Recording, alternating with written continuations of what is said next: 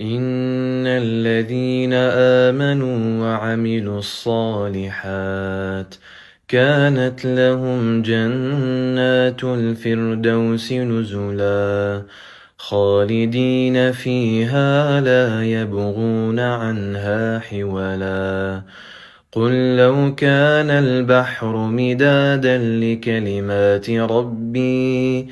لنفد البحر قبل أن تنفد كلمات ربي ولو جئنا بمثله مددا قل إنما أنا بشر